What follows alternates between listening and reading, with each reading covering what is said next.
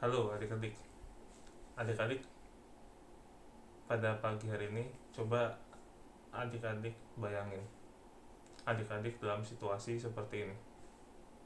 Pertama, adik-adik punya seorang teman yang sangat dekat, sangat akrab. Di mana ada dia, di situ ada kamu. Di mana ada kamu, di situ ada dia. Sudah tidak terpisahkan. Tapi di sisi lain nih, ternyata bapaknya teman kamu itu sangat nggak suka sama kamu. Dia, si bapak ini, saking nggak senangnya sama kamu, sampai-sampai tuh kamu rasanya ingin gitu. Paham lah ya.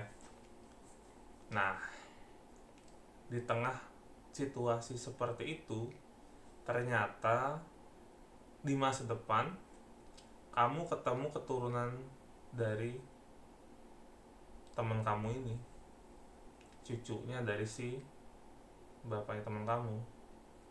Di saat dimana bapaknya teman kamu dan teman kamu tuh udah nggak ada. Nah, gimana ya? Gimana nih?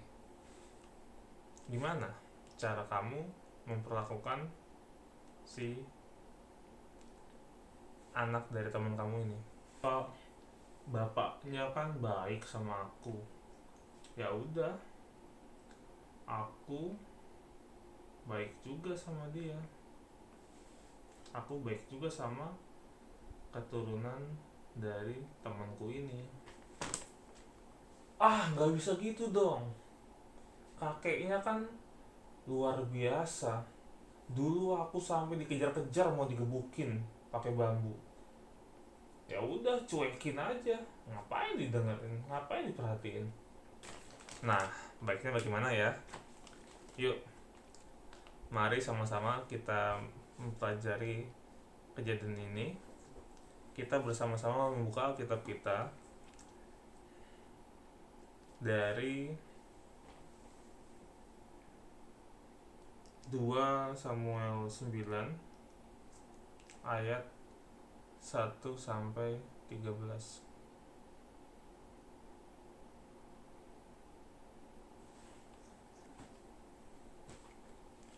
Nah, adik-adik, kalau menurut adik-adik, bagaimana nih cara kalian untuk menghadapi situasi seperti ini?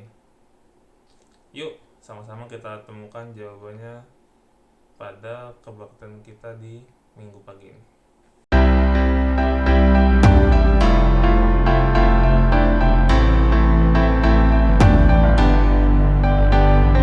Oke, adik-adik, untuk menemukan jawaban tersebut, jawaban dari studi kasus tadi, yuk mari sama-sama kita membuka kitab kita dari 2 Samuel 9 ayat 1 sampai 13. Judulnya Daud dan Mephiboset. Sebelum kita membaca firman ini, adik-adik tandain dulu kitabnya. Mari kita bersama-sama bersatu dalam doa. Mari kita berdoa. Tuhan, Allah Bapa kami yang bertahta di dalam kerajaan surga yang mulia, sungguh bersyukur Bapa atas berkat-Mu. Engkau boleh memberikan kami kesempatan, anak-anak-Mu, untuk bersama-sama belajar firman-Mu di minggu pagi ini. Berdoa agar kiranya kakak sekolah minggu yang memberikan firman boleh dengan baik menyampaikan dan mengutarakan apa yang menjadi firman-Mu. Boleh kiranya Engkau sertai kakak sekolah minggu agar boleh memberikan pengertian dan juga boleh mendorong kami untuk bersama-sama melakukan apa yang menjadi firman-Mu pada pagi ini. Berdoa untuk kami semua agar kiranya kami pun boleh menjadi anak-anak-Mu yang dapat memahami dan boleh mengaplikasikan firman-Mu ini di dalam kehidupan kami. Di dalam nama Yesus kami sudah berdoa. Haleluya, amin. Oke adik-adik, 2 Samuel 9 ayat 1-13. Mari bersama-sama kita membaca firman. Daud dan Mephiboset. Berkatalah Daud, masih adakah orang yang tinggal dari keluarga Saul? Maka aku akan menunjukkan kasihku kepadanya oleh karena Yonatan. Adapun keluarga Saul mempunyai seorang hamba yang bernama Ziba. Ia dipanggil menghadap Daud. Lalu raja bertanya kepadanya, engkaukah Ziba? Jawabnya, hamba tuanku. Kemudian berkatalah raja, tidak adakah lagi orang yang tinggal dari keluarga Saul? Aku hendak menunjukkan kepadanya kasih yang dari Allah. Lalu berkatalah Ziba kepada raja, masih ada seorang anak laki-laki Yonatan yang cacat kakinya. Tanya raja kepadanya, di manakah ia? Jawab Ziba kepada raja, dia ada di rumah Makhir bin Amiel di Lodebar. Sesudah itu, Raja Daud menyuruh mengambil dia dari rumah Makhir bin Amiel dari Lodebar. Dan Mephiboset bin Yonatan bin Saul masuk menghadap Daud. Ia sujud dan menyembah. Kata Daud, Mephiboset! Jawabnya, inilah hamba tuanku. Kemudian berkatalah Daud kepadanya, janganlah takut, sebab aku pasti akan menunjukkan kasihku kepadamu oleh karena Yonatan, ayahmu.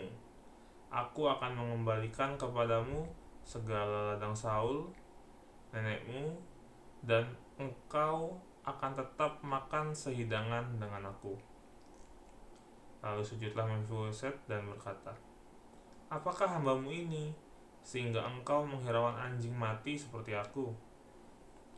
Lalu raja memanggil Ziba, hamba Saul itu, dan berkata kepadanya, segala sesuatu yang adalah milik Saul dan milik seluruh keluarganya, kuberikan kepada cucu tuanmu itu.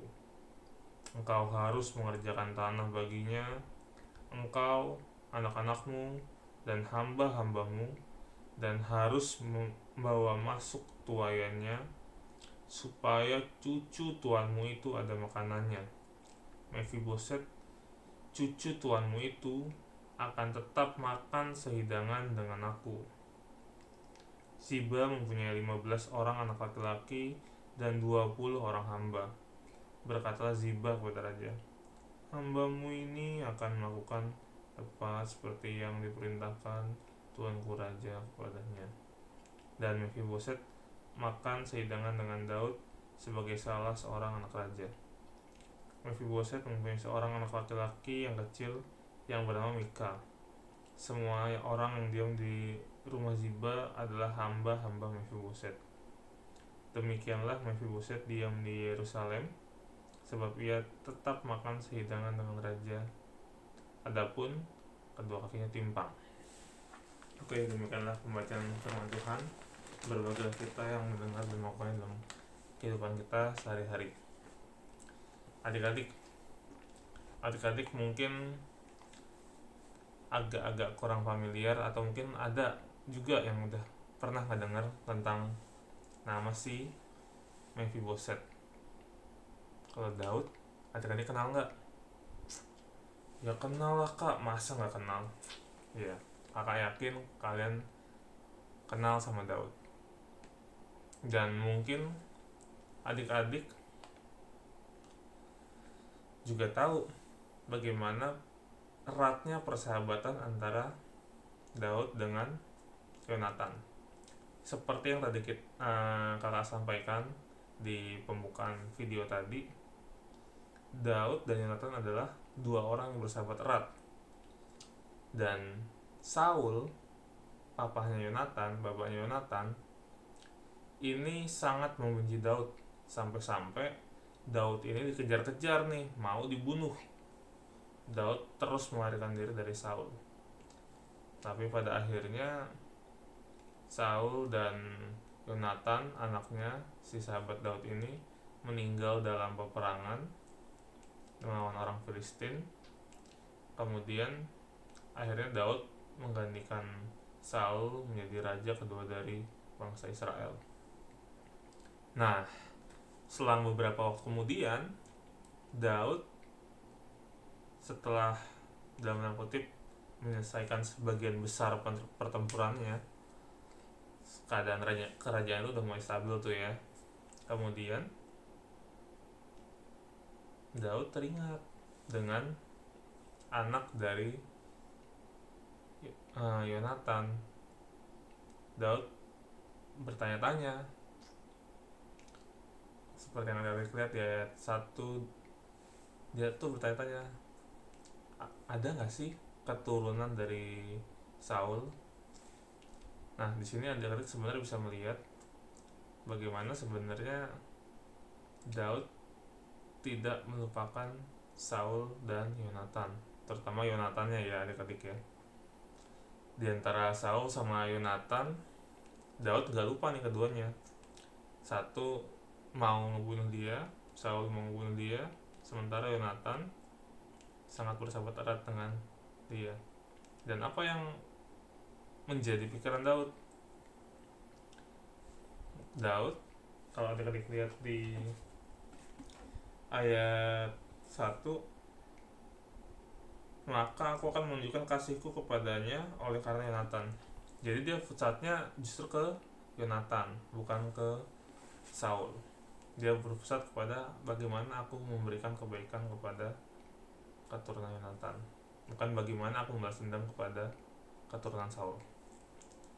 Nah, kita lanjut. Akhirnya kemudian dia memanggil hambanya si Saul yang dulu, si Ziba. Kemudian akhirnya ketemulah sama si Mephiboset ini. Mephiboset ini kalau adik-adik lihat waktu di 1 Samuel di 2 Samuel 4 ayat 4, itu adik-adik bisa melihat bagaimana ternyata setelah Yonatan dan Saul terbunuh dalam peperangan melawan bangsa Filistin, itu Mephiboset akhirnya menjadi cacat di umur yang ke 5 tahun. Nah, adik-adik bayangin sebagai Mephiboset, kamu nggak tahu sama sekali tentang Daud ini, nggak pernah ketemu sama sekali tentang Daud. Kamu tahu kakek kamu mau ngebunuh Daud. Kamu tahu ayah kamu adalah sahabat Daud. Dan hal yang lazim pada saat itu adalah kalau ada seorang raja naik tahta, maka hal pertama yang akan dia cari adalah dia akan mencari keturunan dari raja sebelumnya. Kenapa? Mau diapain sih? Biasanya, kebiasaan pada waktu itu adalah sampai masa raja-raja sesudahnya pun ya, adik-adik, ini nggak terbatas di Israel, tapi memang di setiap pemerintahan kerajaan itu, ketika ada raja baru yang naik tahta, maka dia akan mencari keturunan dari raja sebelumnya, terutama biasanya untuk menghabisi seluruh keturunannya. Tujuannya apa?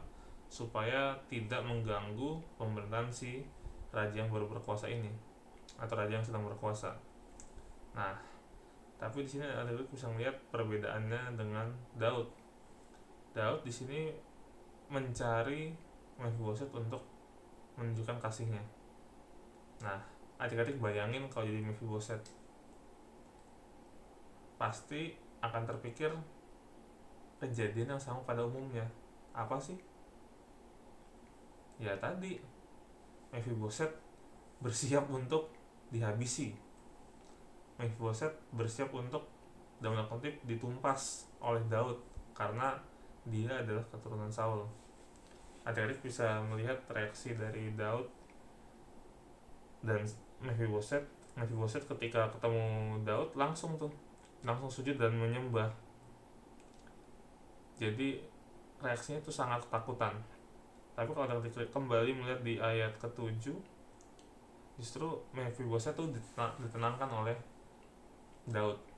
Mephibosheth ditenangkan oleh Daud dan dibilang jangan takut. Jadi Adik-adik bisa melihat bagaimana ini diulang terus-terusan ya, supaya adik-adik sangat mengingatnya bagaimana Daud sangat-sangat mengingat kebaikan Yonatan, bukan keburukannya Saul. Jadi hal penting pertama yang kita pelajari pada hari ini adalah jangan pernah melupakan kebaikan siapapun kepada kalian.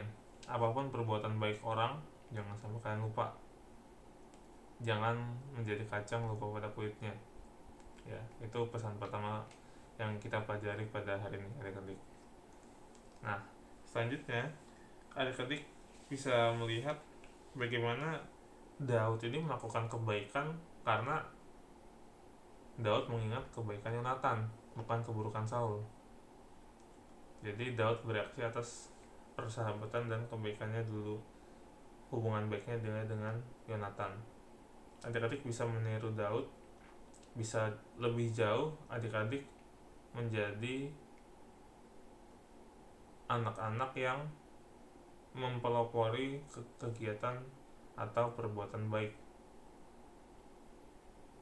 Adik-adik bisa menjadi anak-anak yang bukan reaktif, bukan kalau aku dibaikin baru aku ngebaikin orang, tapi adik-adik bisa menjadi anak orang-orang yang ya udah, kita menebar kebaikan, menebar manfaat kepada orang-orang di sekitar kita.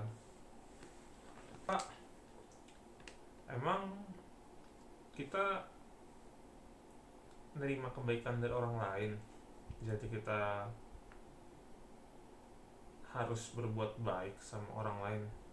Wong aku aja nggak pernah dibaikin sama orang, ngapain aku ngebaikin orang lain? Mungkin pertanyaan itu terlintas dari tadi, tapi seperti bagaimana Daud, sebagaimana Kristus telah mengasihi adik-adik, sebagaimana Daud mengingat persahabatannya dengan Yonatan, maka kita juga mengingat bagaimana Kristus mengasihi kita semua. Kristus mengasihi adik-adik, mengasihi kakak, maka kita harus mempelopori kegiatan atau perbuatan baik kepada orang lain. Jadi perbuatan baik kita ini tidak tergantung dari bagaimana orang lain berbuat baik ke kita, tapi bagaimana kita mengingat bahwa Kristus telah mengasihi kita, telah menyayangi kita, telah memberi keselamatan kepada kita, maka kita harus berbuat baik kepada orang lain. Itu pesan kedua sekaligus pesan pamungkas kita pada hari ini. Jadi pesan pertama, kita harus mengingat kebaikan orang lain, jangan dilupakan, dan harus tetap tidak dianggap sebagai sebuah perbuatan yang kecil. Jadi sekecil apapun perbuatan itu, kalau itu adalah kebaikan yang dilakukan kepada adik-adik, maka itu harus diingat. Yang kedua, karena Kristus telah mengasihi kita, maka kita harus menjadi pelopor dalam kegiatan dan perbuatan yang memberikan kebaikan, memberikan manfaat kepada orang lain. Nah, pertanyaan penutupnya, di tengah kondisi pandemi sekarang, kira-kira perbuatan baik apa yang bisa adik-adik pelopori, yang bisa adik-adik ajak untuk orang-orang supaya berbuat baik? Apa perbuatan yang adik-adik bisa lakukan dari hal terkecil yang membawa kebaikan kepada orang lain di tengah kondisi pandemi ini? Itu jadi PR ya di bagi adik-adik semua. Kakak minta agar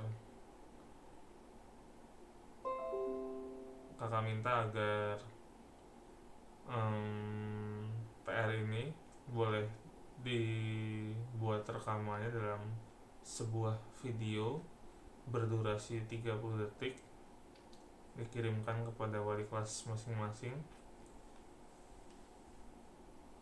di kelas remaja ya adik-adik. Apa tindakan dan kegiatan dan perbuatan baik yang bisa adik-adik inisiasi, bisa adik-adik mulai untuk lakukan kepada orang lain di tengah kondisi pandemi ini. Oke, itu aja adik-adik yang kita sama-sama belajar pada pagi hari ini. Mari kita menutup Alkitab kita bersama bersatu dalam doa. Tuhan, Allah Bapa kami yang bertata dalam kerajaan surga yang mulia, sungguh bersyukur Bapa atas berkat-Mu.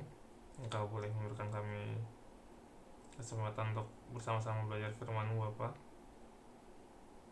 Tolong kiranya Engkau berkati agar kami anak-anak-Mu boleh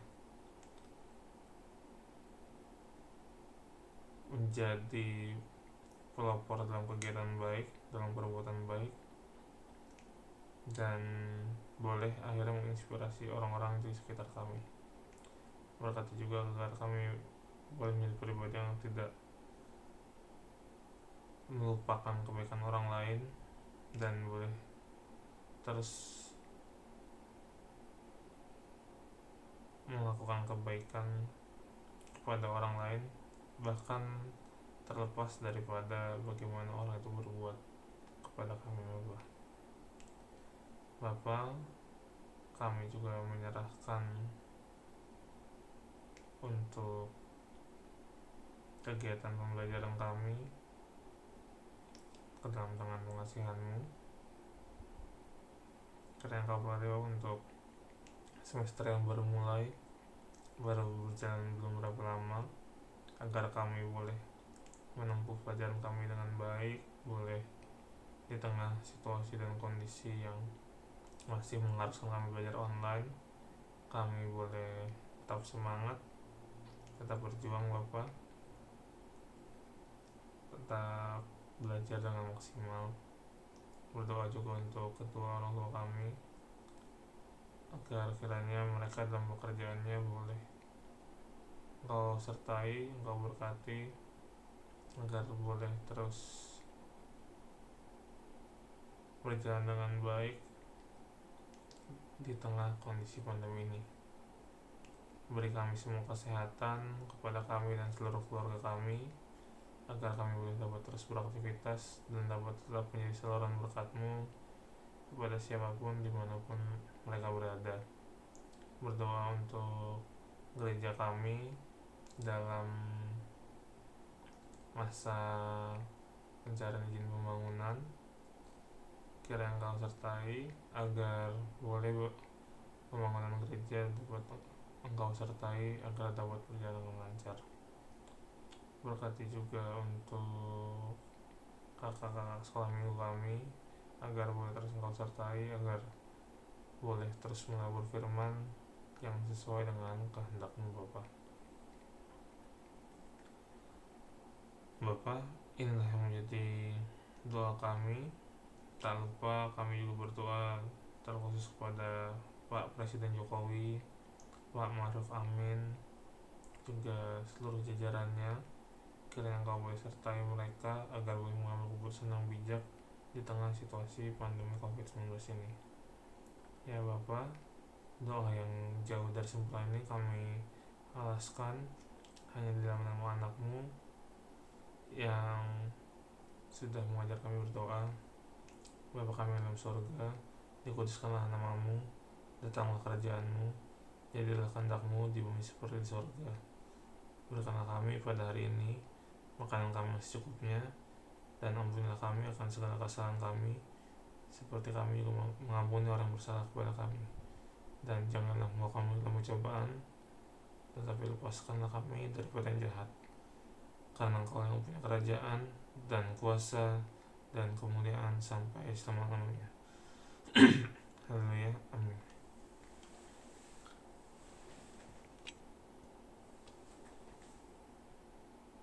Oke adik-adik, sampai jumpa di minggu-minggu berikutnya. Selamat hari Minggu, Tuhan memberkati. Dadah.